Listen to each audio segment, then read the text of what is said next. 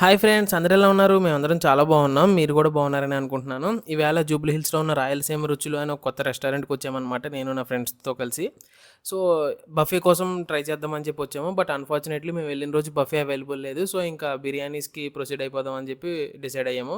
Ambience అయితే చాలా నీట్‌గా ఉంది. సరే హ్యాండ్ వాష్‌కి వెళ్ళి వచ్చేద్దాం అని చెప్పి హ్యాండ్ వాష్‌కి వెళ్తే అక్కడ నూడిల్స్ చేస్తారు చూసారా, అలాంటి మూకుళ్ళు పెట్టారనమాట. చాలా యూనిక్‌గా ఉంది. బాగుంది, కొత్తగా అనిపించింది. అండ్ నెక్స్ట్ స్టార్టింగే మిరియాల రసంతో స్టార్ట్ చేసాం. చాలా బాగుంది టేస్ట్. అండ్ మష్రూమ్ బిర్యానీ కూడా చెప్పామనమాట. మష్రూమ్ ఓకే, యావరేజ్‌గా తింటాను గానీ, ఇక్కడ బిర్యానీ తిన్నాక నేను మష్రూమ్ బిర్యానీకి ఫ్యాన్ అయిపోయాననమాట. చాలా టేస్టీగా ఉంది.